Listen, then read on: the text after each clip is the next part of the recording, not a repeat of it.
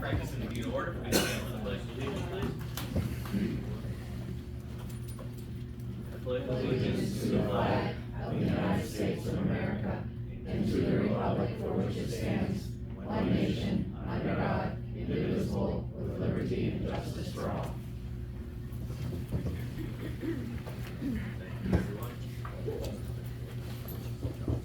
The Northeast Board of School Directors met in executive session prior to this evening's meeting concerning areas permissible under Act 84, which include confidentiality issues protected by law, specifically student, personnel, and safety.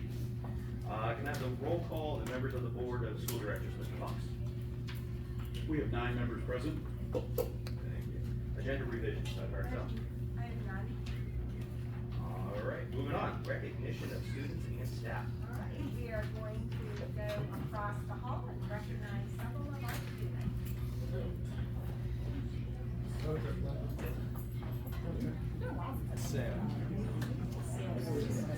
Would you be able to express those as to where they may have purchased it? Because the husband is, and I am a student. All right, that's one of the best parts of the night right there. That is amazing. Oh, yeah, no, Always a good time. obviously. All right, moving on, we're going to do reports and presentations. Mr. Fox. Okay, tonight we have the proposed final budget presentation, and it's also on the agenda for approval as well. I know it's a little bit awkward because we're presenting and the vote is actually in the same meeting, but the reason that is because of the requirements by the state legislator that we have 30 days between the proposed approval and the final approval, and to continue on our track of a June 5th final vote for our final budget. We have to approve it tonight because the May 8th meeting will not be, does not have that 30-day gap from May 8th through June 5th. Before I get started, I also want to just start off with that the process, we had the proposed preliminary, that was what we saw a month ago, or that's commonly called a tentative draft, and I typically don't put any tax increases in that because we're really still flushing out all the expenditures, revenues still aren't sure, solidified, but the proposed final is the opportunity when we actually do have to put in what the indication, what we think we're going to be doing tax-wise. There are going to be subsequent moves to the budget. Proposed is simply that, it is the proposed final, it is not the final. It is a working document, and until you get to that last final vote, that is the actual record of what tax impact would be. We have a session May 8th and May 22nd. We'll have further discussion on the budget as things solidify at the state and possibly the federal level. Maybe things will become a little bit more clear on what our funding picture looks like outside of our local community. Unfortunately, that is the challenge with doing a local school district budget in the state of Pennsylvania. We're required by law to have our budget passed and approved by June 30th. And so is the state. They also are required by law to have their budget approved and finalized by June 30th. However, in my 19 years, I don't recall if it's happened ever. It may have, maybe once. Maybe I was dreaming, I don't know. But last year was pretty good. Last year, I think they approved it within the second week of July. So that was one of the earliest times they actually approved the budget.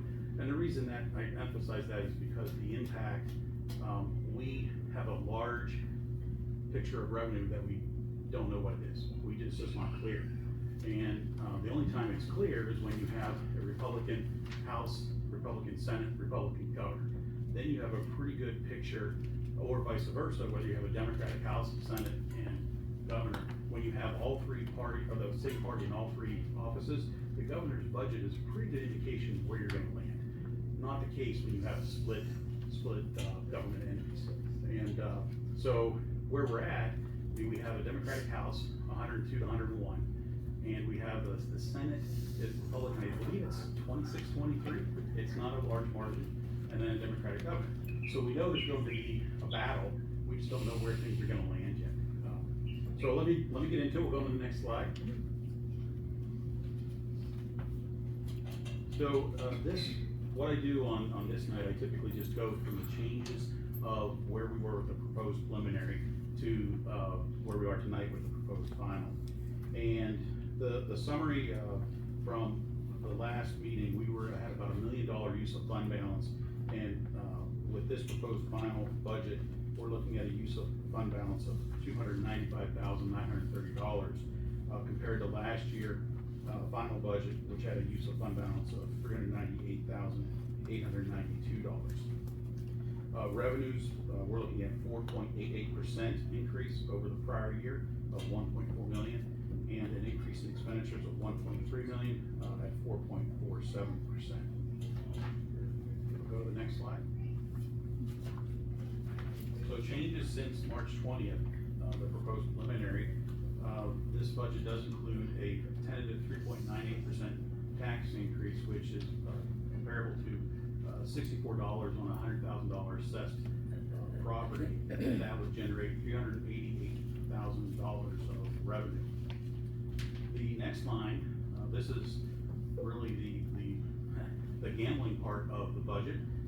The Ready to Learn Advocacy Supplement, as proposed in the governor's budget, is I put in 50%, and that would be $291,000. The Ready to Learn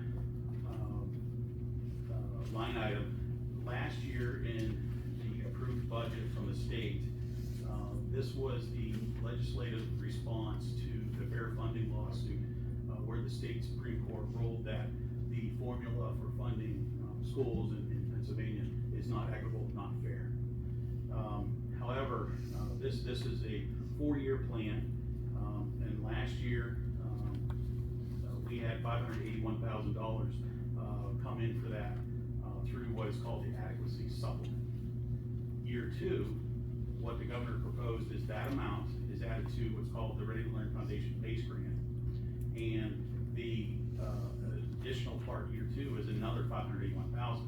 So it's $1 million swing, and it's not mandated.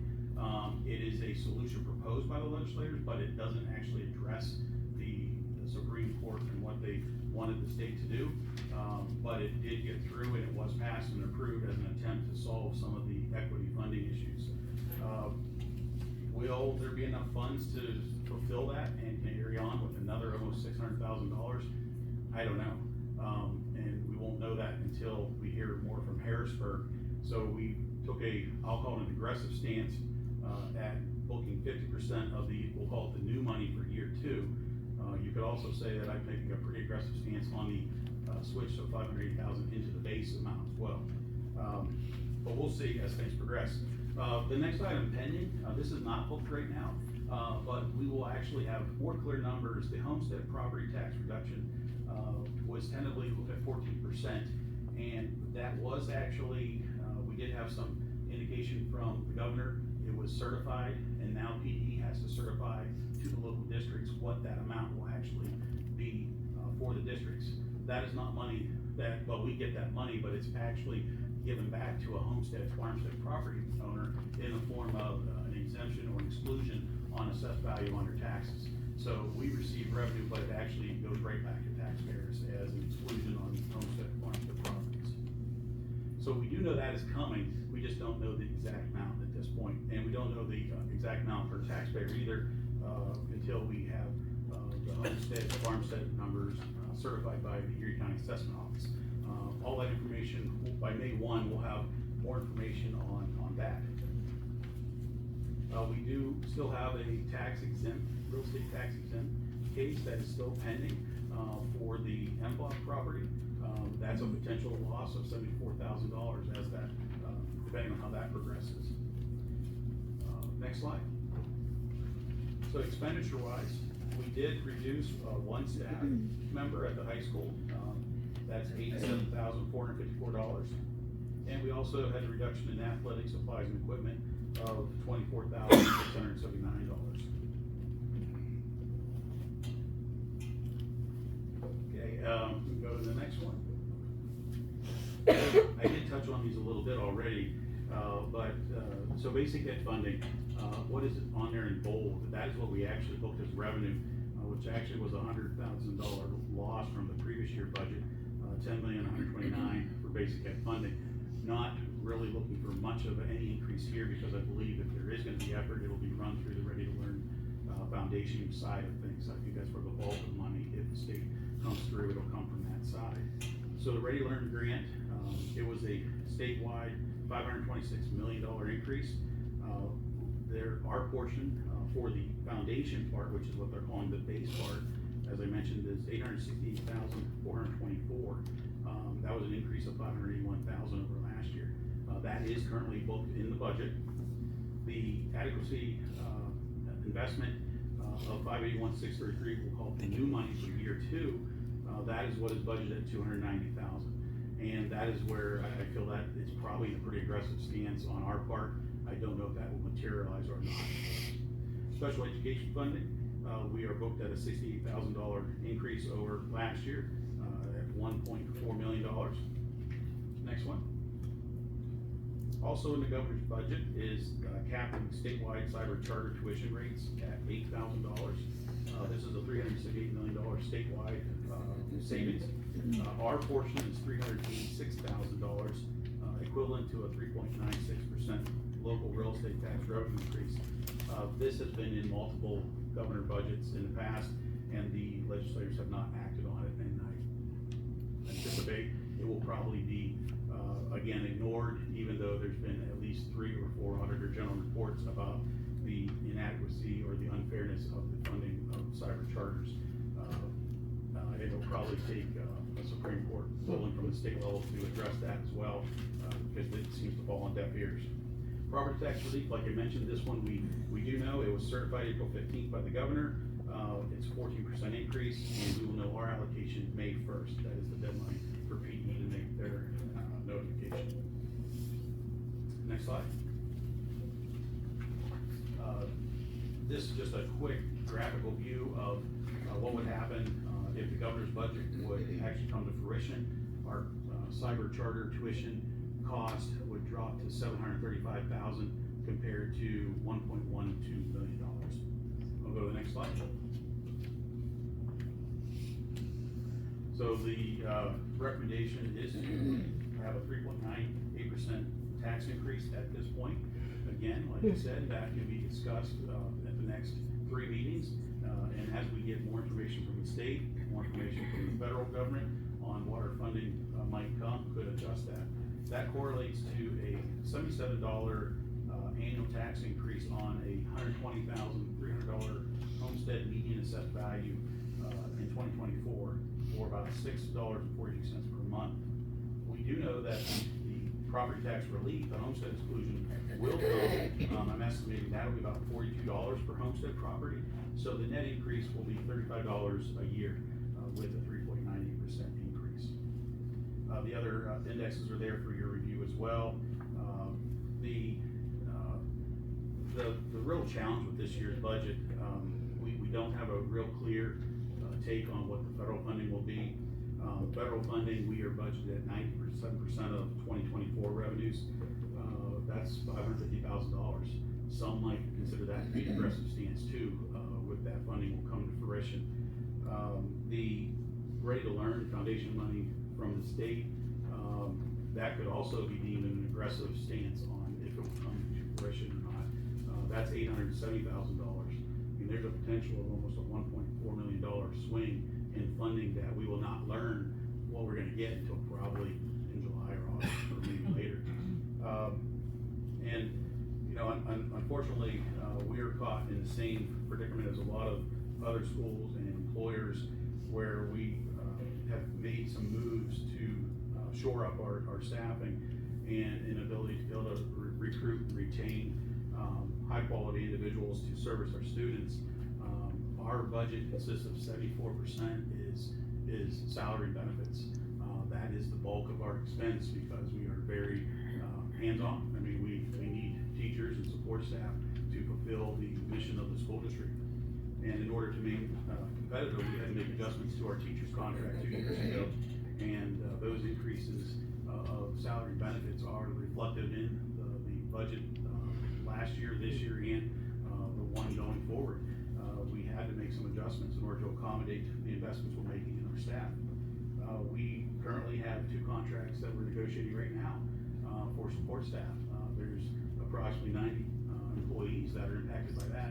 And, I mean, if you read the newspaper and saw, you know, our advertisements, it happens where we need to also do the same thing. We need to make investments in our salary and benefit structure so we can retain and attract the best individuals to support our students.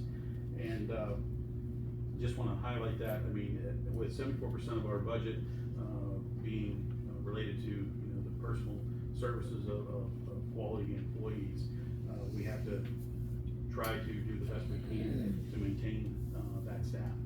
And, it's hard to, you know, it's been 19 years that I've been, a business manager, and it's just been real hard to nail down what is the state gonna do, and, that makes up a substantial amount of our budget. If we slide into the budget book, I mean, our revenues, our state subsidies is almost 60% of our budget, and not knowing what your 60% slice is a hard thing to do year in, year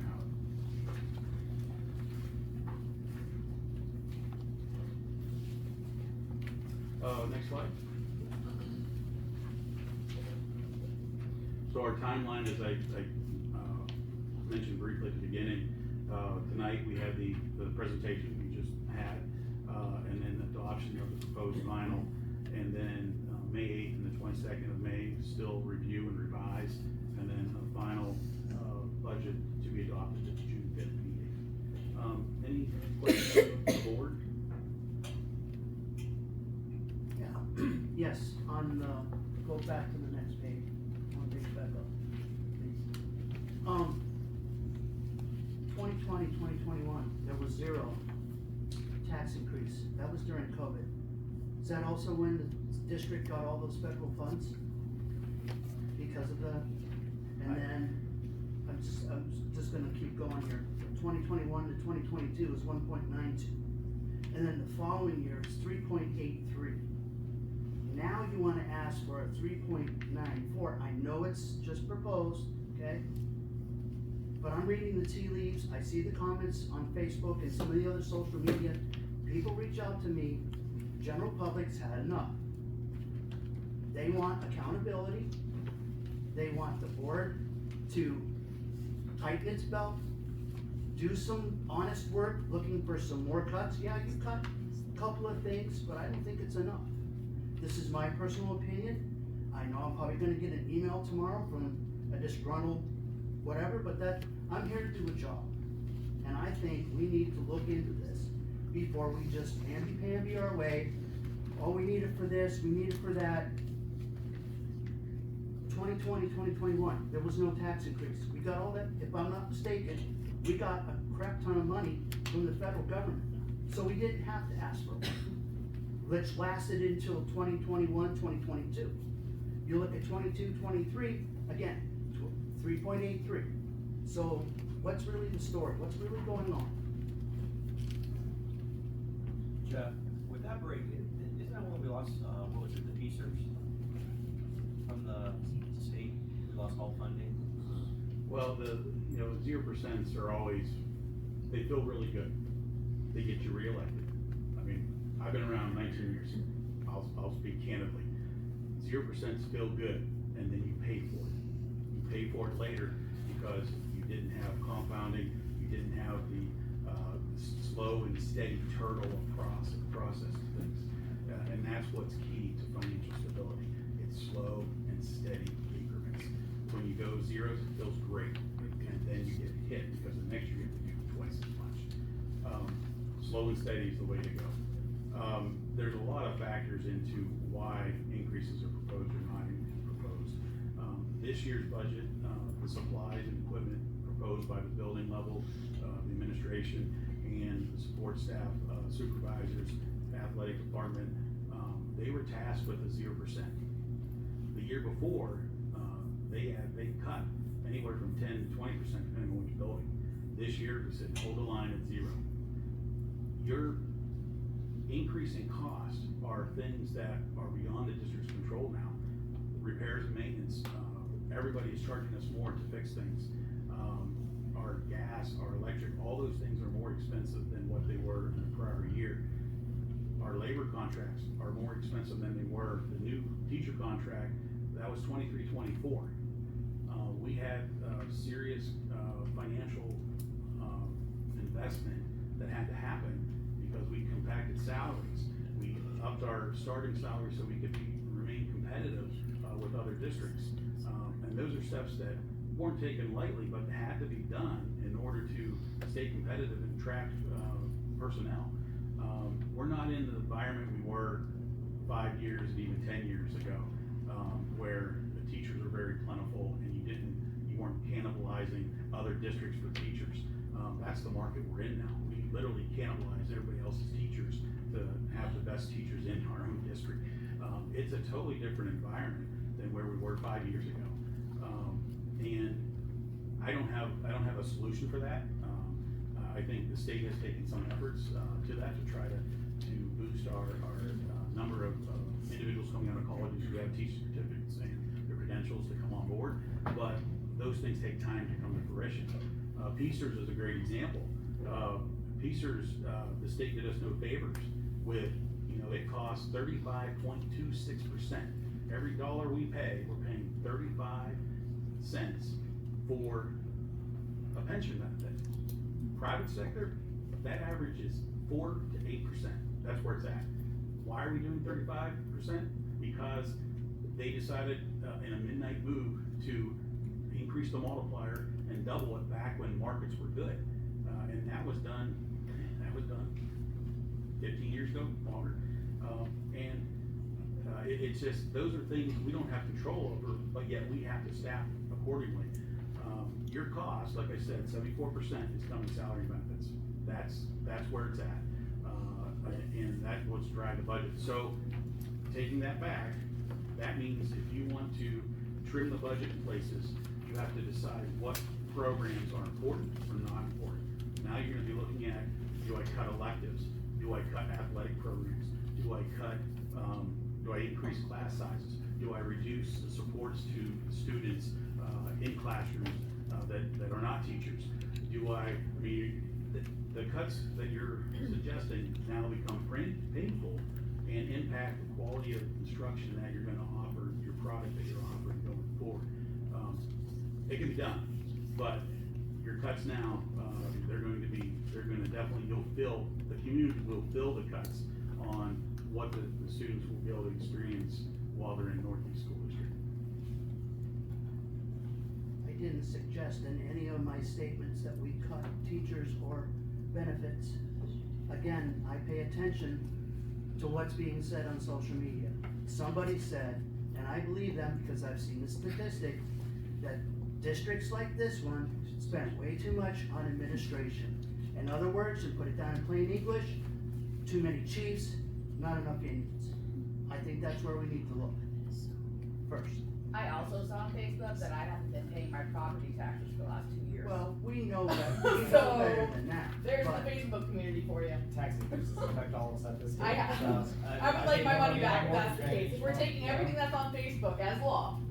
And Like, that's come not what on. I was saying either, because the statistics are out there. about And that. I agree. I agree that we need to find ways to cut this. Like that's, And it doesn't have to It's start with important. teaching and programming. We need that kind of stuff. yeah. And what we're saying, or I mean, at least this has been presented, and what I'm seeing is that we're asking for a tax increase to increase the benefits for our staff. We're not asking for a tax increase to increase anything else. We're asking for a tax increase for our support aides that we're in contract talk with. So in order to provide them with what they want, what they need, to make sure that they can make a living and provide the best possible service to our kids and provide consistency, we're asking for more money. I mean, and again, like, this isn't final, but I think I agree with Jeff in saying that we have to be very careful. We can't come in with a machete. We have to come in with an X-Acto knife and figure out where we're gonna make this up. in order to give the people what they need, in order to continue to serve our kids, we need to figure out where that money's coming from. Mr. Fox, can you explain the process, why we have to approve a proposed before the final? Yeah, we're required by state law to have the final budget, there has to be a 30-day window between the proposed final and the final. And that's the reason why proposed final is done. There's another path, if we were to take the, it's the path where, you do a proposed preliminary real early and you may do a referendum to increase your taxes, through a voter ballot, and we don't go that route. We do the Act 1 index not to exceed resolution, which we did in either December, January, and our index is 5.7%. So when we make that particular decision, that takes us into the traditional budgeting process from the state, which puts us into, we have to give a 30-day notice to do the proposed final and then do the final. You have to have that gap. There's still notification, we still have to have 20 days public, the budget visible, and it has to be advertised 10 days that we're actually voting on a final budget with what the rates are. So between now and then, it is entirely possible that we find more cuts and reduce that rate. That's correct. So what we've done so far is when we did the resolution not to exceed the index, we said we're not going above 5.7%. That was the first thing that we said as a district. That's our cap, we're not going any higher. I have never seen a board go when they do a proposed number, like today, 398. I've never seen the two districts I've worked in where they've exceeded that 398. That's usually, okay, we've just now funneled it in further. We now fine-tuned it another 1.7%, we've carved off it. So now, can we get to the point where we can carve it further? That's what we will be doing in the next 3 meetings. That's where we'll head. Can we carve it further? Okay. And the information to carve it further a lot of it's coming from the state. The House and the Senate, the House was in session today. They were in 22nd, they were in Tuesday, Wednesday, Thursday. The Senate is back May 5th and the House goes back May 5th. I don't know what their schedule is, when they're gonna start talking on budget stuff, but until we start seeing how what their proposals are, what the Senate bill is gonna be, what's the Senate bill for the budget gonna look like. When we start to see that, then we'll have a good indication of how far the governor's proposal will be reduced, and we'll have a little bit idea of where we might be tracking. I can't say that whatever the House puts in, it's not gonna matter, because they'll agree with the governor, but it really comes down to what's the compromise bill that's gonna hit. And hopefully we'll know in May, we will learn where it's starting to track. This is always the toughest part of the year, is budgeting, you know. We all see it, utilities, everywhere we go, prices are going up, this, that. But we still have to be competitive with our wonderful teachers, staff, everybody here. And, you know, like you said, 74% of this is that right there. But this is just a proposal, it's not final. So we do have time to work on it. I think that is the key. Not final. We all gotta be aware that this is just a proposal. This is what we're looking at. So, I think 3 words that are popping up in this piece 9 pages: proposed, pending, and in review. So Exactly. it is a proposal, it is not a done deal. Mr. Fox, what is the ramifications if we were to dip further into our fund balance to lower taxes? Well, the unknown of how far do you dip into your savings for what could potentially be a one-time dip, or is it a systemic dip where you now compounded the problem because you didn't increase a revenue source when you could, and now you're behind double the following year. The problem is we just don't know what our state funding's gonna be to really get an indication of that. Man, I wish I had a crystal ball. Because this has probably been one of the most challenging years, just because of the scope of the dollars that could swing either direction. I would really hope that they would swing favorably, and then maybe you're in a position a year out to say, yeah, we don't need a tax increase. But unfortunately, we don't know until after we are required by law to pass our budget. Thank you.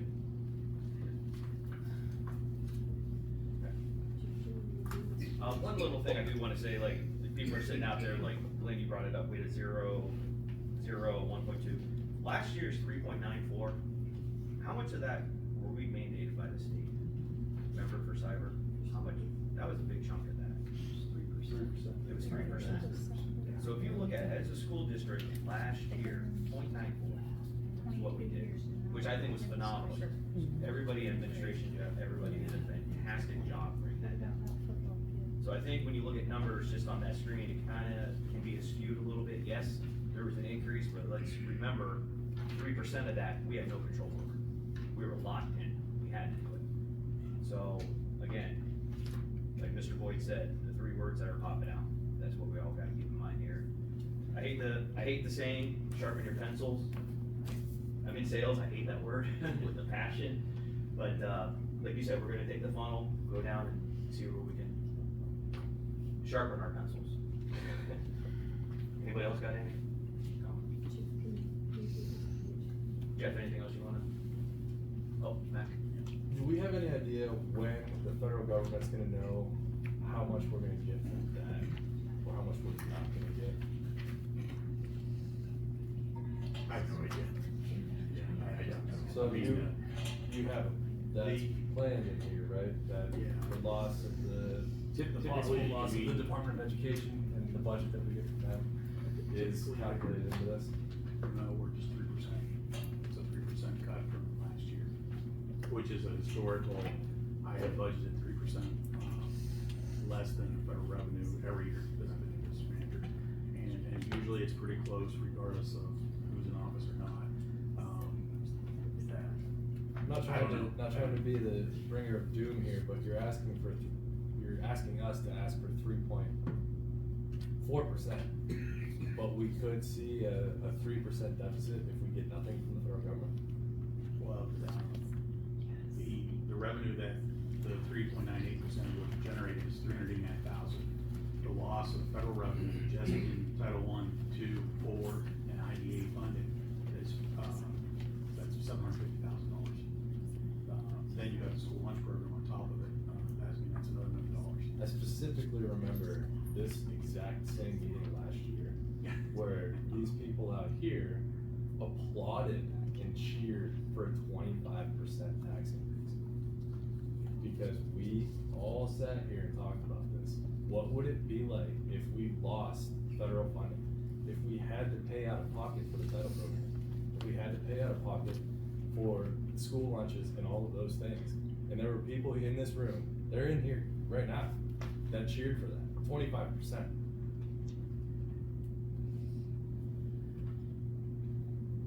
Well, I guess I need to do some more digging because I'm under the impression that the Title I program, title programs, and the federal feeding to school lunch program is funded under a separate account. It has absolutely nothing to do with what we're talking about.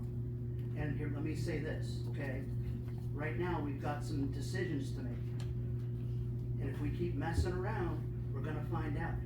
The Trump administration's already went after Harvard and a couple out of the big league schools because they're messing around. How much longer do we have before that administration comes down on us? And we don't have it at all. We're not gonna use our children as fodder. I'm not suggesting that, but I'm saying it's a reality that we have to think about. Because he's doing it. Okay. Anybody else? Jeff, anything else you'd like to add? No, we're good. Okay. Thank you, everybody. Moving on, superintendent's report, Dr. Hartson. No, I'm actually moving our curriculum presentation, Act 1. I'm gonna go ahead and move it up now so that those staff members can, they have to leave. So I'm gonna turn it over. That's us. Oh, fantastic. It's a lovely day out. Thanks for having us here. I'm Nicole Fitch and this is Colby Howe. Colby Howe. Rome, our other college, Morgan Valley, was unable to be here today. But, you know, it's such a lovely day out today. It's a beautiful day. There's no wind. Colby, wouldn't it be a great day to get some exercise, go and walk around the campus? What could we do? Play disc golf. We could play disc golf. What a great thing. So, we're here today to talk about the proposal of having a disc golf course here at Northeast High School. Why? Well, it's a rapidly growing sport. It's very popular. And this actually came from a conversation in my science of happiness class. Was, oh, it's great. We want to get kids off their screens, whether it be on their handheld devices, Chromebooks, whatever. Let's get outside. Let's do anything. This is we have nothing to do. Okay. Hey, there's disc golf. We can do that. Yeah, but there's nowhere around here to do that. There's only one other school in our county that has it, and that's Wattsburg. So that's kind of far for our kids to go. So this would be something, hey, wait a minute, do we have equipment at our school already? Like, whatever those things are? Yeah. We do.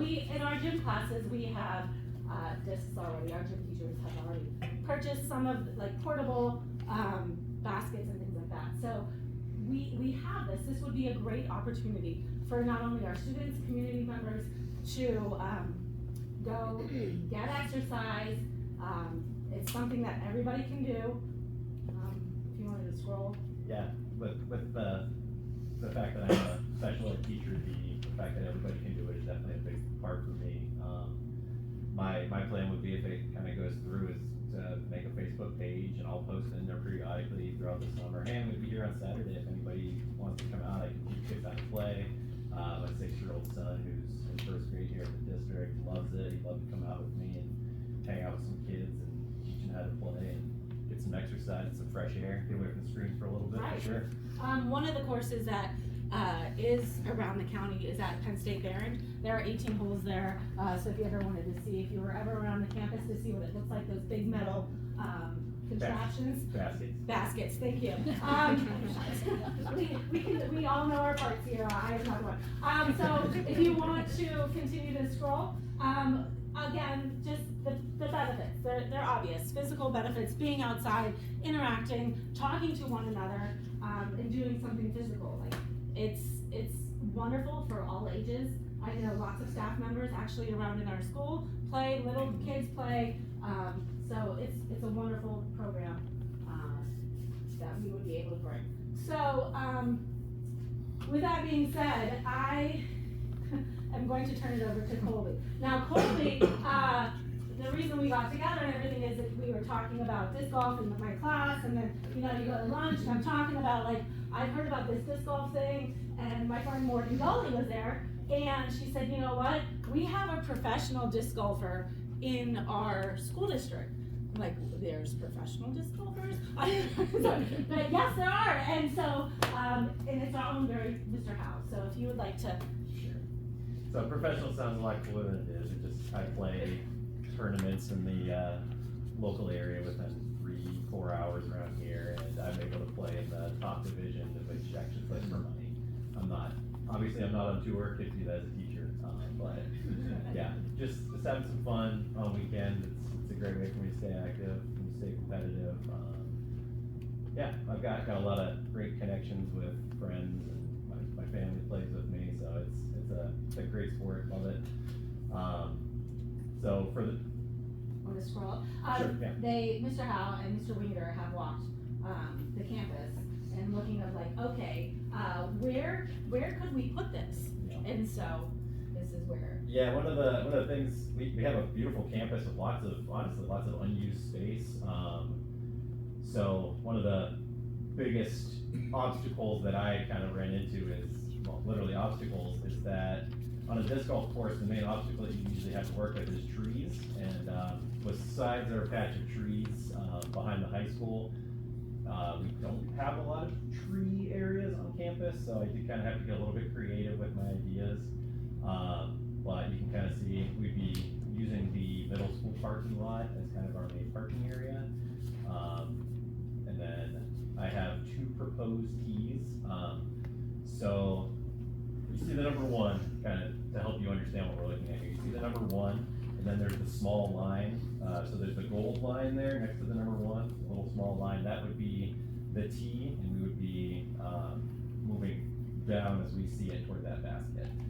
The gold tee would be kind of more for people who have played before and, you know, are just trying to have some fun or maybe get some practice in, and then the maroon tees would be more for beginners, so they'd be a little bit shorter and easier. And the 2 different tees wouldn't cost any more money. 1 basket is all you need, and we just kind of, you know, put a piece of wood or something in the ground to establish what the tee would be. But so the layout would basically be moving around the middle school. Have to be a long walk between 4 and 5. I kind of looked at trying to get something squeezed in that area alongside the high school parking lot, but I don't feel like there's really any good way to do that safely without risking somebody getting their car dinged, because things are kind of heavy. But then kind of moving and using the tree area that we do have down there as much as we can for holes 5, 8, and 9, and then hole 9 finishing back up by the high school, so you're just a short walk away from your car to the middle school. You wanna scroll? Well, we get to come in right after the budget, so, here we are.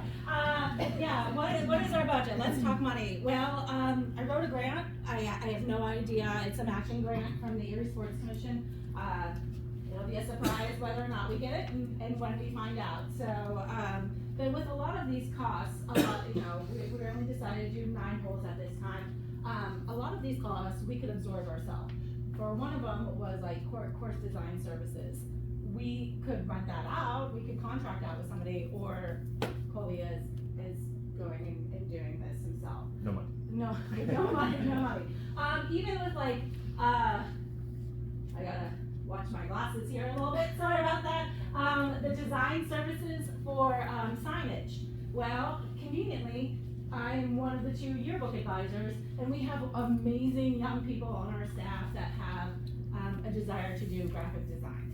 And so we have one student in particular that would design a logo, get together, work, and do the signage for us. So we'd be using our own students to get experience. And we wouldn't pay them either. I might buy her pizza, but that's what we're doing. So a lot of the work we're gonna try to do ourselves to eliminate some of the costs. Things could be done in phases. Yeah, and, you know, just from a personal standpoint, I've made this clear to everybody I've talked to about it. Like, if this does get installed on this campus, I live 1.5 miles away. This would be my baby. Like, I would be down here taking care of it, doing whatever needs to be done for free. Like, right now, if I wanna go practice, I have to go to Penn State Marion, which truthfully isn't even that great of a course for me to practice on. So having something right in my backyard and then, you know, an opportunity for me to kind of get involved more in the community and get kids involved in a sport, like this is my passion project. If it happens, I'm willing to do whatever I need to do, you know, with my time to make it real. Allows us to the next one. I think this is probably our last grant, funding. So we've looked at grants.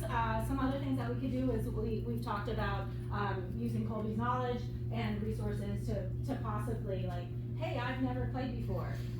What can we have, like a camp or some type of practice night where, you know, that could be a fundraising activity. I don't have anything else? Do you? No? No, I think so. Yes. You did approach the Northeast Little Pickers, right? Old Rec Commission? Yeah. Any word?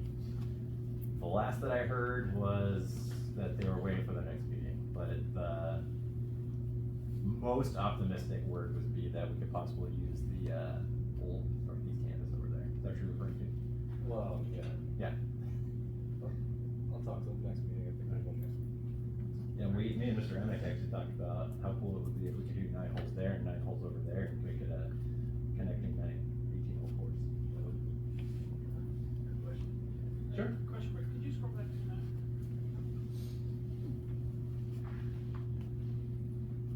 Holes 5, 6, and 7, that's on that tiered area, right? Yes. I know that area is used by other organizations. Are those baskets removable easily or no? Are you referring to cross country? I'm referring to the band That's and soccer. the bus garage? No, across the street, I believe. Yeah. I don't think there's anything that uses There's that nothing area. there, that's retention. Yeah, we're talking Oh, next to the, that's retention. next to the retention pond. Okay, I probably- Yeah, no, I specifically avoided those fields. Yeah. Okay. This is the soccer fields here, and the band practice. Right. Okay, I apologize. No, no problem. And I'll talk to the cross-country coach. Yeah. I'm a cross-country guy, so I'm not gonna upset the cross-country coach. I will make sure that we are fully off of his line. I have a question. Sure. So, I'm sorry.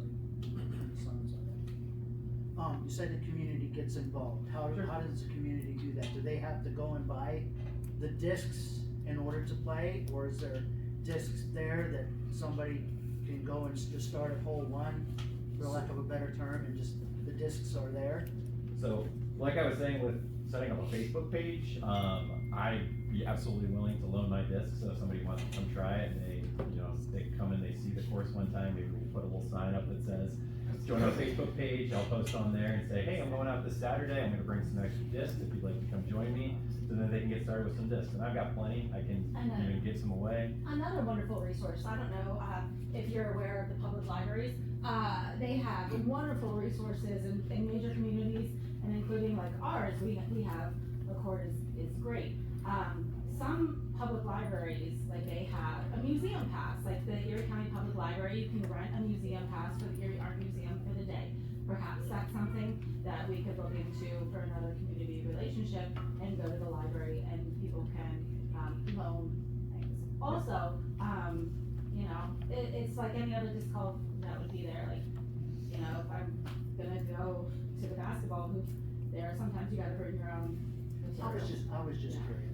Yeah. I do know that in Oil City, they do have like rec equipment that can be borrowed. So, I mean, that might be something that we can do in ours. I mean, if Oil City can do it, I think we can. Right, I think we it's can very figure it out, global, and too. it's something definitely throughout, we can look at in the future. Another note on that, discs in general are pretty inexpensive. You can get a starter pack which has all 3 different discs that you're gonna need.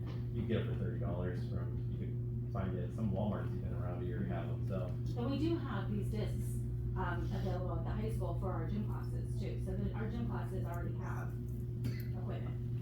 It's compared to ball golf, you're looking at, fraction of the cost. You pay for the discs and you don't have to pay for greens fees and stuff like that. It's very inexpensive. So is this game, just as frustrating as regular golf or not? Golf clubs or anything? It can be. Depends on how serious you want to take it. For me, it certainly is, yes. No, like it just, one comment, I play with my son occasionally. I think it's a fantastic idea, and I know a lot of churches do outreaches through that. A lot of adults, that are in rehabs and all that, they go on these and they play as a group and all that. So there's a lot of outreach programs on it. Another thing, I'm gonna put you on the spot, Mrs. Fitch. We started a bocce program kind of under the same wing. A lot of people weren't sure what was going on. This is kind of the same thing. We're trying something new. We don't know what it is. A lot of the kids, a lot of adults like it. Just like bocce, we didn't know. Put you on the spot. How is that bocce team? It's the most heartwarming thing I've ever done. And our players, I think we have one of the largest. Yeah, we are well known throughout the Yes. bocce community for how exciting our students are. Wouldn't you say, Mr. Strickler? I would say Yeah. so. Absolutely. We have a reputation. It's a very good one too. Yeah. And everyone has in our school, from our students, our administrators, everybody is so supportive of it. So I'm thankful. It is for it. phenomenal. I've been to a couple of them. They are. It's a good absolutely time. phenomenal. It is. So this could be another reason, like you even said, the gym classes can go out. And what's nice about our campus, all our schools are on our campus. It's there, it's accessible. So, any other questions? Thank you, keep us Thank you. posted on the grant. Thank okay? you. Thank you. Thank you.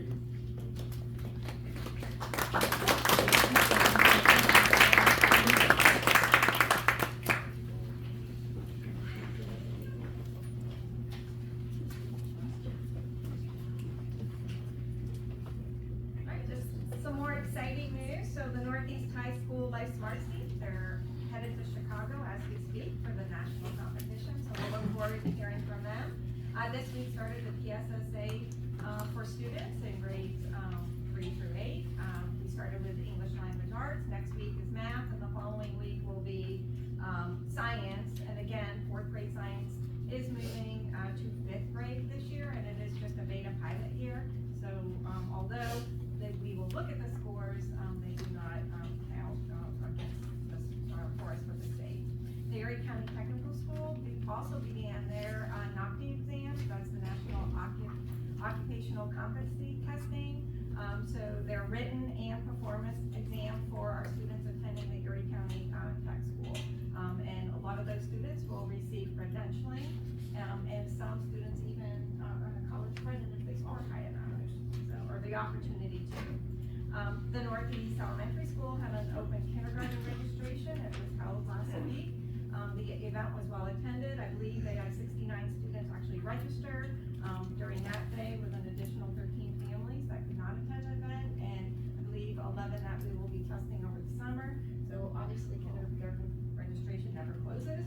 So if you know anybody out there who has a school-age child, please make sure they contact the elementary school. Our 1st grade students had a visitor from the Erie Arboretum to celebrate Earth Day, which was held on April 22nd. The students learned about the importance of trees and the impact of trees that they have on our environment. And thank you to Mrs. Miller for submitting that information. This week also kicked off spring band camp for the Northeast High School Marching Band. The marching band will meet weekly on Wednesdays for the next several weeks.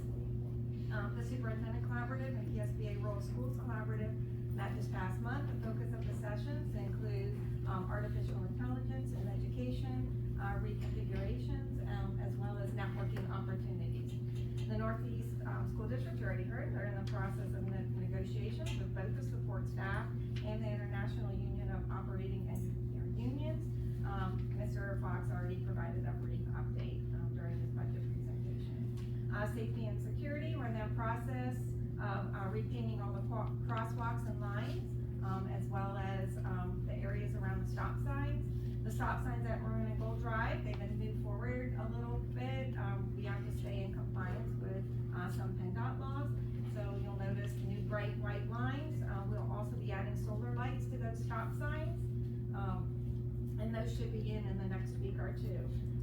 We also have placed stop the prop signs on all our exterior doors to remind individuals not to prop the doors and leave them open for additional safety and security. And I do want to thank our facilities and maintenance staff for all their hard work the last week in getting all those signs up. I can't remember how many he said. I think he said 272 signs they put up. I really appreciate that, and I think our campus looks amazing. My goal to them all the time is our campus should look graduation ready at all times, and they're well on the way. And they have worked really hard, and I think, and I know we get a lot of compliments from other schools as well as when they come visit our campus, and we really take pride in our school campus. So thank you for that. I did want to make a shout out because they do work. They're a small crew and they work very hard. Absolutely. And I can admit to that. My son's on the baseball team, and we've had some great home games, even the softball team, and we've had other schools compliment our campus, how beautiful our campus is. So I think we should all take pride in that very much. All right, thank you very much. All right, moving on to board reports. Northwest Tri-County Intermediate Union, Dr. Blystow. We met last night, and so this is a quick report. The board accepted the resignation of the Fort LaBeouf member Kelly Whitfield, and we appointed Scott Taylor for her replacement. The IU budget has been approved by all of our district schools, so now it'll be filed with PDE. We have 5 resignations. The English Language Development Specialist job instruction, or job description was revised and approved. We had 8 individuals. We had a change in the special educational lunch program director, and that resulted in that person having to go from a 221-day to a 260-day position, and a salary increase. The contract rates for 25-26 were approved, and several leases and MOUs and agreement for me to get some more information in the email. All right, thank you very much. Any questions for Dr. Blystow? All right, moving on, Erie County Tech School, Mr. Boyd. No report, unfortunately, tonight is one of those nights, of times throughout the year when we have to meet on the same night, so, Mr. Briggs, so I'll reach out to Matt Laverty next week and I'll have a full report. All right, sounds good, thank you. All right, School Health Council, Mrs. Phillips. No report. No report. All right, thank you. All right, moving on, we're gonna go to public participation. This is gonna be for agenda items only. If you're at home, it's star 6 to unmute, and again, as we've been saying, please, let's remember policy 903. Any questions, please direct it to me. We're not calling out anybody individually. And as usual, time limits are up here. The timer go off. Please just finish.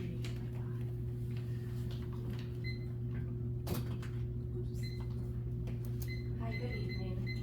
I am addressing the April 3rd minutes under public participation, both agenda items only and public participation. I'm here again tonight, not just as a parent, but as somebody deeply concerned about the direction this district is heading, especially when it comes to fairness, policy, and respect for all students and community voices. Let me start with saying something simple. Every child matters. When we highlight only one group, it unintentionally creates division and the perception that some students are more protected or more valued than others. That is not inclusion, that is discrimination by omission and division. To help remedy this, I created signs that reflect support for all children. Those are with disabilities, different races, religions, children from low-income families, and more. Unfortunately, those signs have not been posted, and that raises a critical question. Are we committed to equity for all students, or are we picking and choosing who deserves to feel safe? Our school should be a safe place for every single child. The classroom should never be a place where students feel like outsiders because they don't fit into a particular group. We should be teaching respect, empathy, and unity, not promoting separation under the guise of inclusion. One community member recently compared these safe space signs to handicap signs. The comparison is inappropriate and harmful. Handicap signage is about accessibility and compliance with federal law, not about projecting adult issues onto our children. We must stop using our personal traumas to shape how we treat kids today. They deserve better. Which brings me to another point, compliance with the law. I'm concerned about the lack of adherence to board policy and, more importantly, federal guidance. Under the Trump administration, the Department of Education issued clear directives regarding the removal of DEI Excuse me, initiatives. can I just talk for 1 second? We start the timer. Is this part of the agenda you're talking about? Yeah. Which part of? Part of what I Of the spoke minutes. about in the minutes, public participation last She could time. keep doing this and doing this and doing this every meeting. Who's the bully? No, okay. We're gonna let you continue. Thank you. Yeah, I just wanted to see what it was about. Programs that often lead to discrimination, lowered academic standards, and political indoctrination in our schools. Yet our district has not adjusted accordingly yet. Whether you agree with the policy or not, it's law. And I just urge the board to review the current practices and encourage we are in compliance. We cannot pick and choose laws to follow. The school board is not above the law. If policies or directives are in place, they must be followed, period. If we expect our students to respect rules, how can we ask them when their own school leaders are not? Lastly, I want to address the incident involving board director Mackenzie Luke, who publicly defamed my character. We're not calling out individual. Okay, sorry. It can't be part of the agenda. It can't be that's not part of the agenda. It is part of the agenda. It's in the minutes under, it was told what Mackenzie said, so it's in the minutes. Let's just keep it. He defamed my character by calling me a bully and attempting to silence my First Amendment rights. That was only not appropriate, but it was a violation of the oath of office and misuse of power. We live in a country that values free speech, especially when it comes to advocating for our children. I will not be silenced. Disagreement is not bullying. Speaking up is not hate.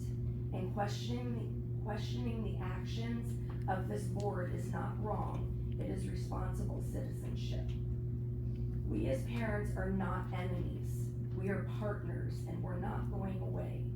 To be clear, I'm not here to attack anyone or call anyone names. I'm here to advocate for unity, fairness, and accountability. And I will continue to push the board to ensure safe spaces are created for all students, not just a select few. Following existing school board policies, complying with federal directives, and the removal of DEI, respect the rights of parents and community members to speak freely without defamation or dismissal. Our kids are watching, and let's show them what leadership and with integrity looks like. And I'd like to add to a comment, the discussion where people were willing to have the taxes raised, that was regarding the 2024 changes to Title IX that didn't go through, where biological males were gonna be using female bathrooms, and people were saying that they were willing to have the taxes raised. So I just asked So that that we wasn't state the part of the facts. minutes, right? That's, that So was you not have to part, say that that was the not next part of the facts. minute. Alright, I agree. Okay, thank you. Anybody else? Agenda? I have two questions about the agenda from tonight, Amy Bailey, Gibson Street. The first question, and I know Sorry, go ahead, Amy. oh, sorry. The question, and I know you can't address, obviously, personnel. I just wanted to ask a clarification question on the budget information. There was a note about a high school position, no longer being in the budget. I just wanted to ask for clarity if that was a reduction in staff, if that was a transition because of retirement, if you were allowed to share what that position was that's no longer at the high school. It's retirement, attrition.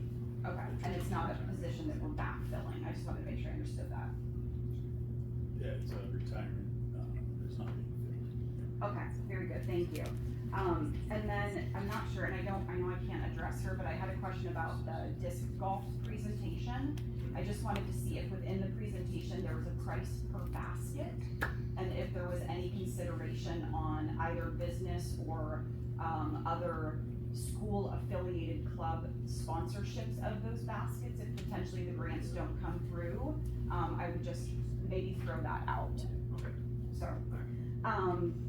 and then I just had one, I actually have two comments now, sorry. The one comment about, the budget comparison, I just wanna call out that I don't know that we're doing ourselves any justice if we compare budgets from 2020 to budgets in 2025. Primarily because we know the biggest cost outlier for us is PA Cyber School and the cost that it is requiring from all of our taxpayers. And in 2020, PA Cyber School was not really even a thing that kids attended. So I think that's a really outlier that we need to account for. I think Mr. Fox, you said that it's upward of 3.96% per taxpayer. So again, I just wanna make sure people understand the cost of PA Cyber per taxpayer. And the only other thing I wanna reference, just again, in the minutes and in discussions around the removal of DE&I to make sure we're following federal policy, the good news is today a federal judge blocked that mandate, so we're in compliance as of today. So thank you. Anybody else? Agenda? Hello? Oh. Are you allowed to talk from the phone? Yeah, hold on 1 second. We got one front. Go ahead, just your name. True surrender. I am gonna talk about the budget. I am a parent. I have students in cyber school, and I know that you guys have had a lot of talk about cyber school. My question is, where's the 30% that you get per my children for in the district? Where does that go? Where does that 30% go that you guys receive per my kids? I have 3 of them. So you're getting 30% of what is paid for the students. where's that money going? Because they're not in extracurriculars.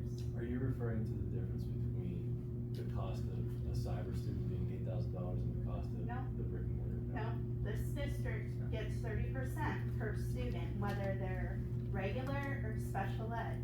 Where's that money going? As a parent, that's concerning because my kids don't participate for certain reasons in the district and extracurriculars because they get treated differently. As a parent, that's a question I have for you. And where's that money going? Why is your budget like that? In cyber school, ours has been around for 22 years. So I think we better hit a different nail on the head besides cyber charter. Thank you. Thank you. I just want to say, Jeff, it originally started at 30% with cyber, that has dropped, isn't that correct? That's,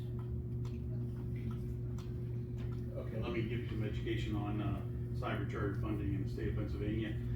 When cyber charters were first proposed, one of the sweeteners of the deal was the state would provide 40% reimbursement of the cost of the cyber charter school that was deducted from our basic ed subsidy that we received.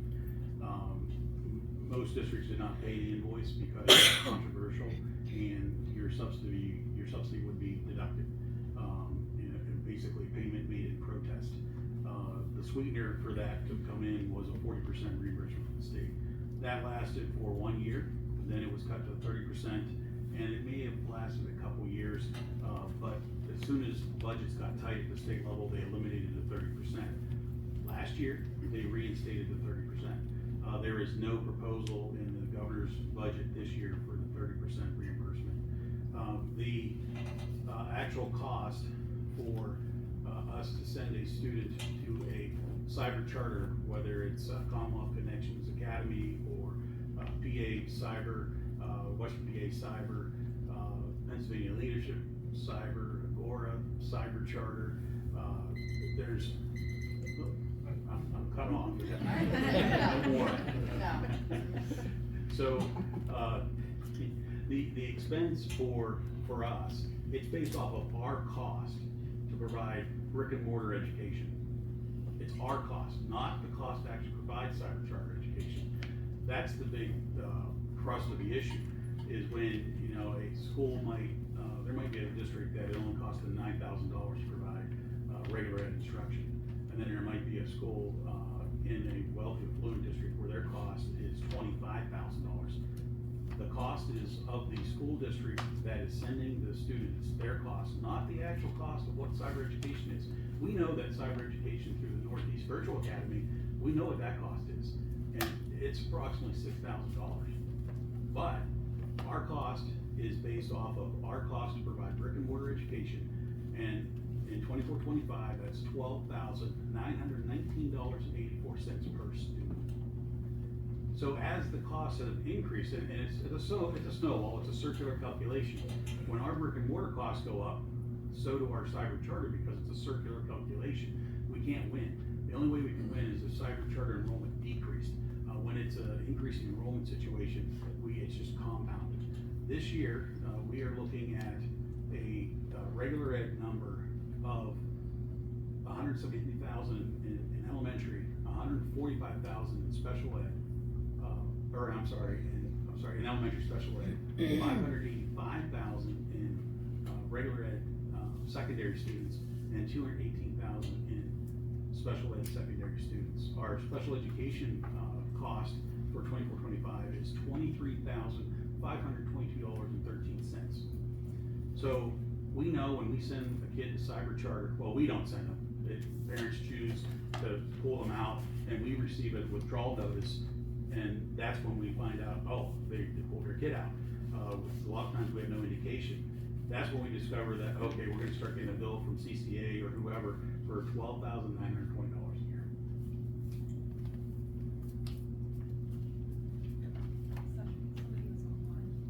appreciate it, sorry, we got a little off topic, we'll go back, online, public. The 315 number? star 690. Hi, that's me. Sorry I can't be there in person. This is Amanda Spina. I just wanted to ask a few questions and also make a suggestion. For agenda, The first question is, this is agenda item. yeah, to the budget, sorry. Okay, thank you. Yeah, so one place I think we could look for some savings in our budget would be potentially to defer some of our capital, projects that we're thinking of doing, and I was just wondering if that has been debated. Another place that tends to be some place that we could maybe save money would be, I heard a lot about pensions in the budget, and sometimes pension plans can be mismanaged by the people that are managing them, which I don't think are anybody actually in our district, but I could be wrong about that.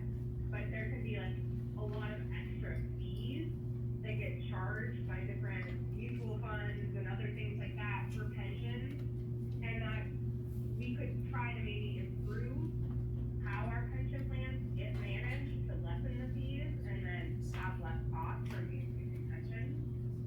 And I was just wondering if that's been considered.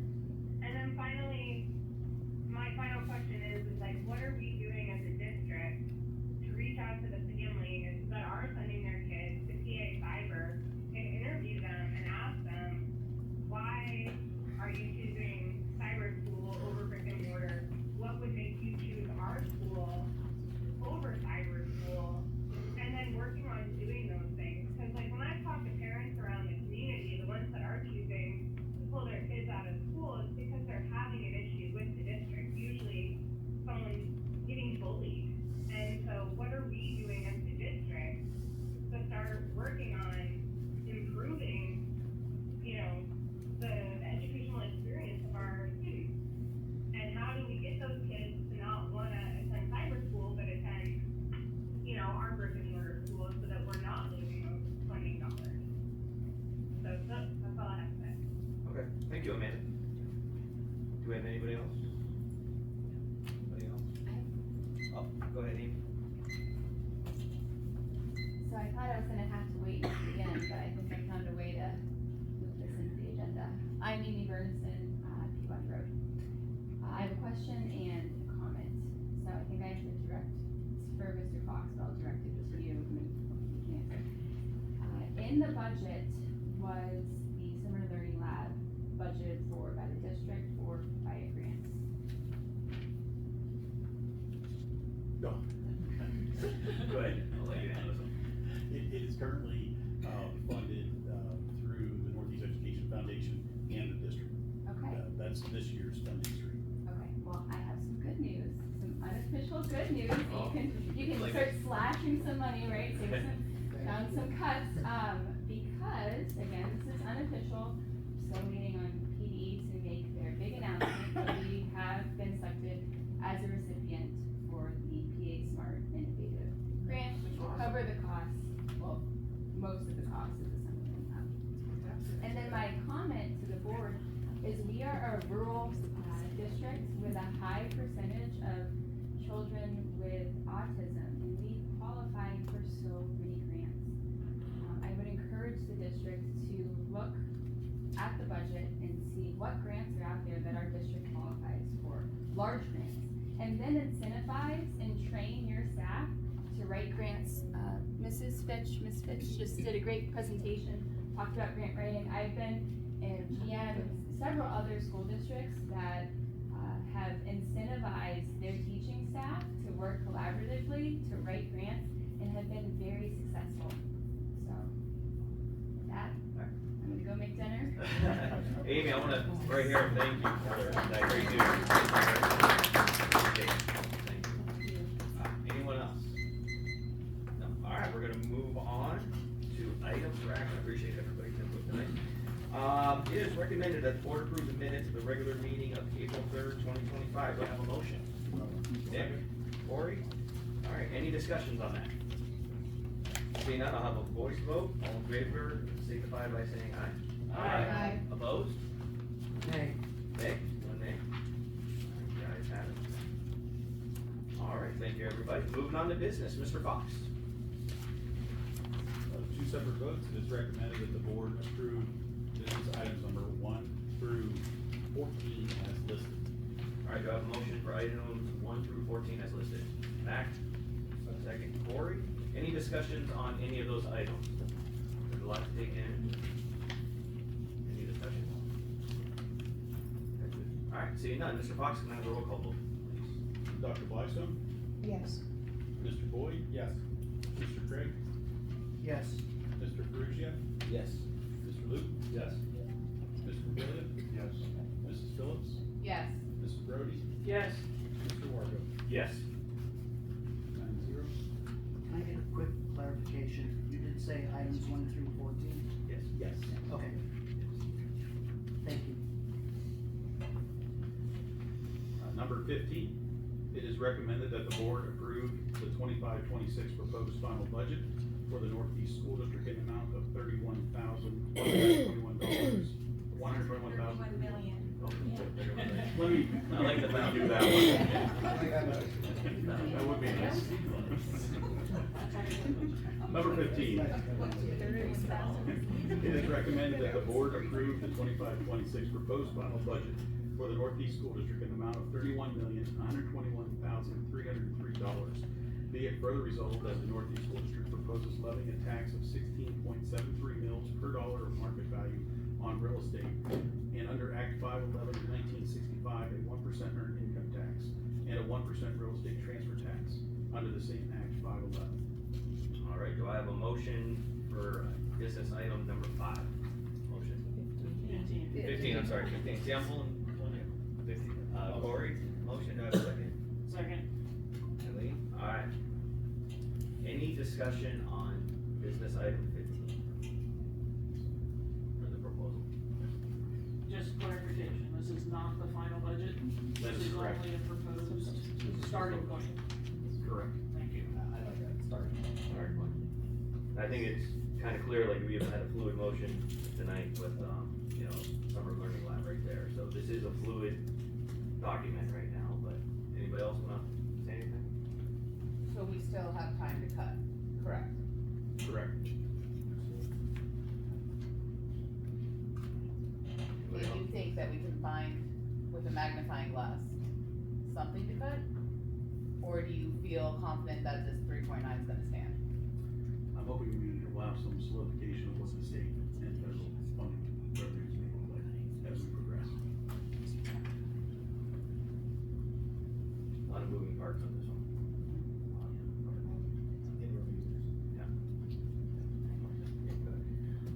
As we go through this budget process, especially this year, I would challenge the board and the administration to really scrutinize the budget and see if you see anything, more eyes are better, of what we might be able to reduce or delay to reduce this budget this year. And can I just add something? I do wanna let people know just one of the processes. So, the administration, Mr. Fox, and myself, we sit down. The administration at the building level first, they do their requisitions, and then they meet with their principal and they review them. And then all the requisitions come to the district office, and Mr. Fox and I sit down and we go through every single requisition from every single teacher. It's very time consuming, and then those budgets go back to, so any questions we have, and I have to give kudos because our administrative secretaries at the building level, we have very high expectations. They know what needs to be on those requisitions. I'm very specific on, you can't say a box of chocolates. You have to say 24 chocolates at $2 a bar. And we are at a point now where everybody knows the expectations, both at the building level and at the secretary level, before they even come. So we are extremely, extremely, extremely strict. And again, not every superintendent does that. They don't sit with their business manager and go through every single line item, every single requisition that the teachers and the buildings submit. And so, and you can speak with our building secretaries, because they get back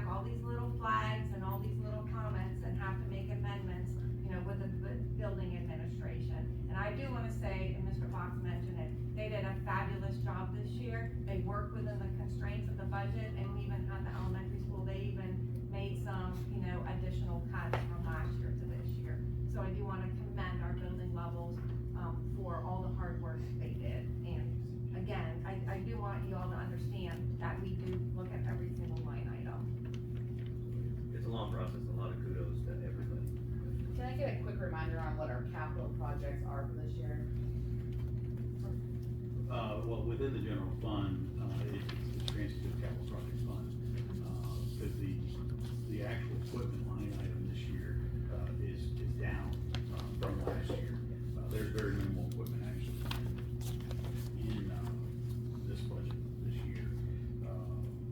That went from $127,000 to $93,000 this year, so it's a $34,000 cut within our equipment, 27% cut. The capital project, transfer, that is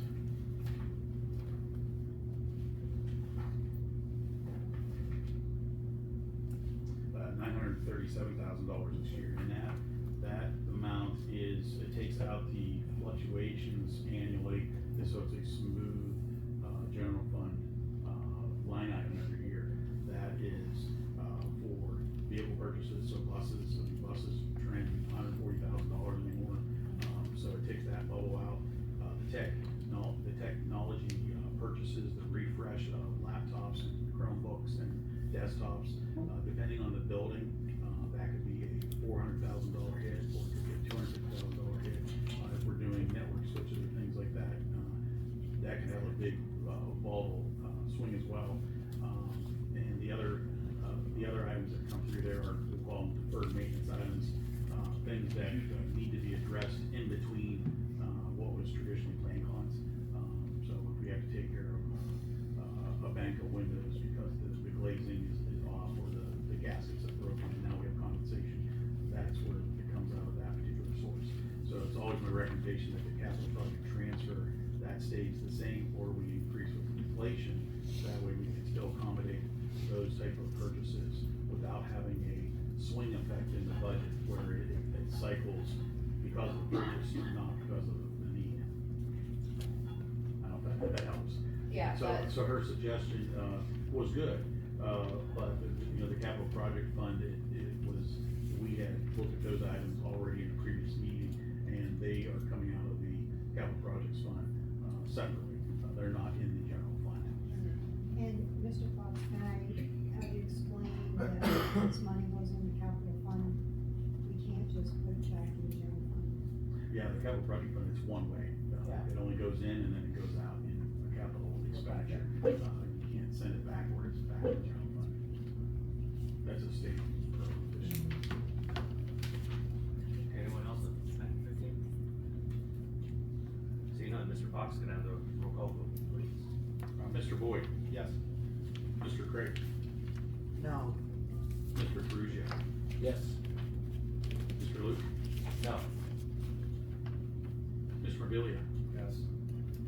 Mrs. Phillips? Yes. Mrs. Rhodey? Yes. Mr. Wargo? Yes. And Dr. Weister? Yes. 7-2. Thank you, everyone. All right, moving on, personnel. Dr. Hartzell. It is recommended that the board approve personnel items number 1 through 11 as listed. Do I have a motion? So moved. Second, Nick. Any discussion on any of those items, 1 through 11?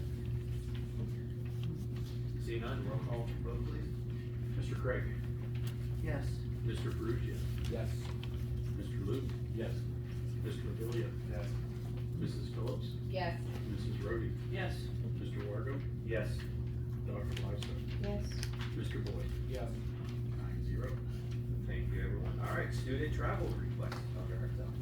It is recommended that the board approve student travel request items number 1 and 2 as listed.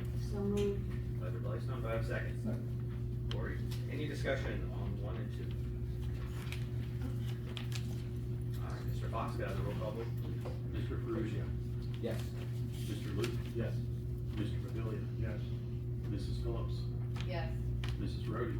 Yes. Mr. Wargo? Yes. Dr. Glysto, Yes. Mr. Boyd, Yes. Mr. Craig. Yes. 9-0. Staff travel request, so, It is recommended that the board approve staff travel request item number 1 as listed. do I have a motion? No. Okay, do I have a second? Go. I'll go with Chuck on that one. Do that one. Alright, any discussion on that? Seeing none, roll call vote please. Mr. Luke, Yes. Mr. Mobilia, Yes. Mrs. Phillips, Yes. Mrs. Rhodey, Yes. Mr. Wargo, Yes. Dr. Glysto, Yes. Mr. Boyd, Yes. Mr. Craig, Yes, Mr. reluctantly. Mr. Perugia. Yes. Can I explain something on that? Alright, go ahead. My questioning that is, and I don't have a problem with him running for sheriff, but the potential is there, he is gonna run for sheriff. Is this money well spent between now and hopefully he gets elected in November? That's why I said reluctantly, yes.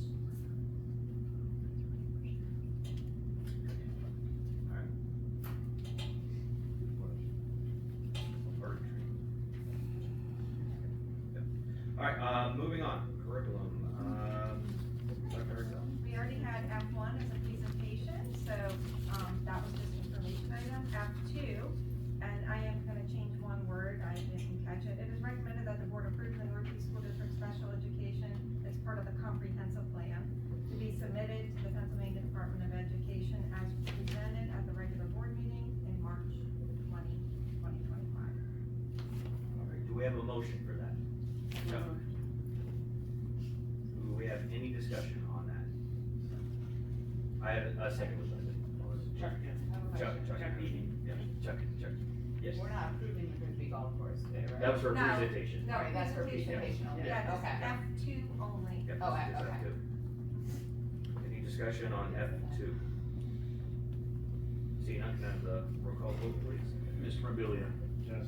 Mrs. Phillips, Yes. Mrs. Rhodey, Yes. Mr. Wargo, Yes. Dr. Glysto, Yes. Mr. Boyd, Yes. Mr. Craig, Yes. Mr. Perugia, Yes. Mr. Luke. Yes. 9-0.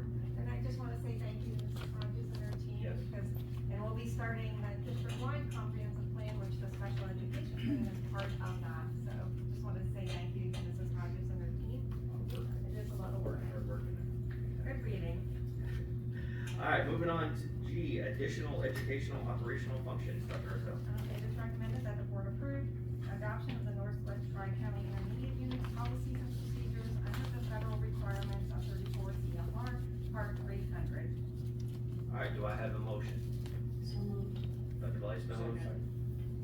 I got you, Katie. Second, Katie. I got you. Alright, any discussion on that one? Seeing none, can I have the roll call vote please? Mrs. Phillips, Yes. Mrs. Rhodey, Yes. Mr. Wargo, Yes. Dr. Glysto, Yes. Mr. Boyd, Yes. Mr. Craig, Yes. Mr. Perugia, Yes. Mr. Luke, Yes. Mr. Mobilia. Yes. 9-0. Moving on, items for future presentation, discussion, and or board action. Alright, again, we have, proposed budget timeline, budget discussions and updates, May 8th and May 22nd. Final budget adoption, May 5th. June 5th, I'm sorry. Oh, man. June 5th. Upcoming district events, there is a huge list, but I do wanna go through them, and then, I also wanna thank, Christina Luke in our office, because she's also, we always do this end of the year, and she's keeping updated on Facebook, just so we don't miss any, events. We have the Agri-Fund Day this Saturday. We also have the Autism Walk. If you didn't get a chance to sign up, you can sign up, at the event. We do have a team. PSSA testing is taking place this week, April 21st through May 8th. We have the Title I Spring Dinner next Thursday, but that's invitation only. The Northeast High School Musical, Nice Work, if you can get it, is Friday through Sunday, May 2nd, 3rd, and 4th.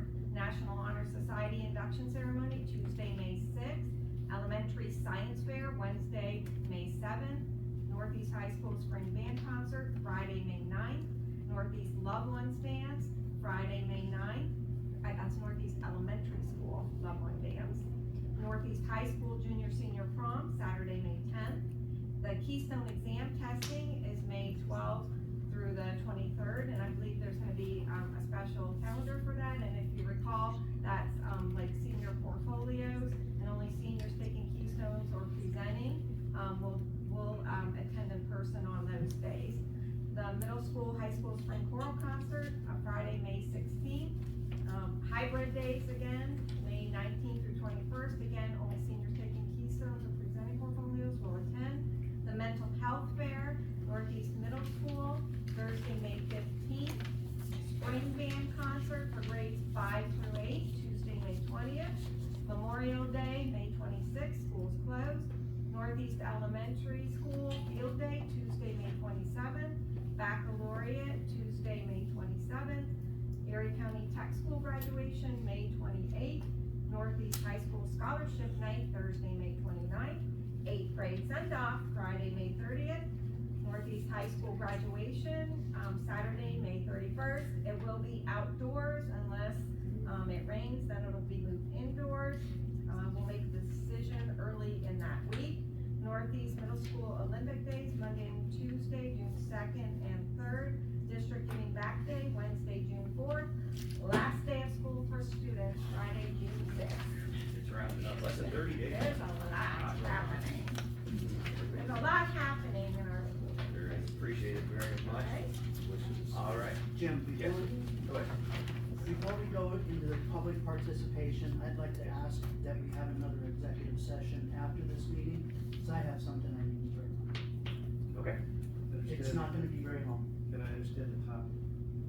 A letter that we all received. Is that a legal Is matter? it a legal matter? Attorney-client privilege? Yeah, It attorney could- kind. It could be, Okay, two potentials are listed, that's why I'm asking for an executive session. okay. Okay. Well, we have to announce what it's for, so we're gonna say it's in regard to attorney-client privilege? Yes, Okay. I think so, is it appropriate? Okay. That'll be the right way. Okay. If not, we can amend it at the next meeting. Okay. All right. Thank you very much. Thank you. All right. Anybody else? All right, moving on, we're gonna go to public participation. Any items of concern, *6 unmute at home. Again, please keep in mind policy 903, if we could. Anybody like to talk? All right.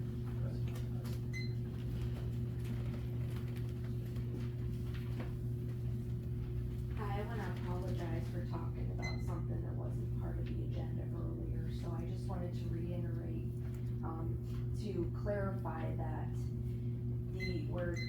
the discussion was where people were willing to have the taxes raised was regarding the 2024 changes to Title IX that didn't ultimately go through, but it was about the biological males changing into girls' locker rooms and using their bathrooms and vice versa.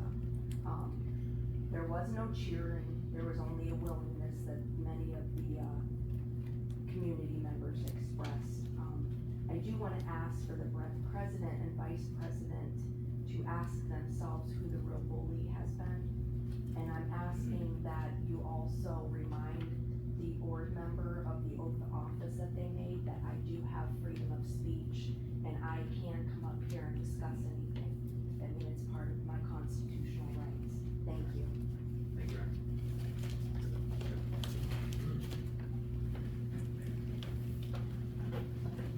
Hi everybody, Nick Nevins, I live on Mill Street. I think this list, it's exactly what's going right with this district. So on behalf of all the parents who maybe online may not have been able to join, I'd like to say thank you to all of the staff who work endlessly day in and day out, to all of you who take your time to be here and to give of your personal time. I want to say thank you. I would just like to say, this is why elections are important, because of this very fact. We're in a budget crunch, and we don't know whether we're gonna have federal funding. We're at a could potentially, to Mac's point, sorry, not to address him specifically, but we could be at potentially a 3% additional deficit because we don't have a Department of Education. So elections are super important. It's really important who you put into office. So thank you very much, and I hope everybody has a fantastic night. This truly is an amazing district, and I thank you for everything that you do. Appreciate it, thank you.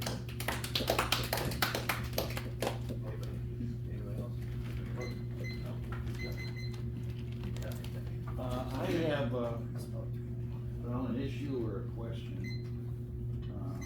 It's my understanding that in early April, every school district in the state received a letter from the Department of Education referencing adherence to Title VI in the Civil Rights Act of 1964. It's regarding certification. Make sure each district has a procedure or adherence to non-discrimination. Good thing. I know the district in its own website has a rather lengthy description of anti-discrimination, and that's, you should be applauded for that. So my question is, my understanding is that if this is not signed and sent back to the Department of Education, the district could be at risk for losing federal aid. Is that accurate? And has it been signed and sent back? Go ahead. I can answer that question. That letter was sent from the United States Department of Education. Yeah. And it was followed up by a letter from the Pennsylvania Department of Education that indicated they had complied with the United States Department of Education, and therefore all school districts in the Commonwealth of Pennsylvania are in compliance. So there's nothing that additional need to be done. Thank you. Thank you. Anybody else? Anybody? All right. The Northeast Board of School Directors will meet in executive session following the evening's meeting concerning areas permissible under Act 84, which include confidentiality issues protected by law, specifically legal matters and attorney-client privilege. Do I have a motion to adjourn? Lori, Katie, all in favor, signify by saying aye. Aye. Opposed? All right, thank you, everyone.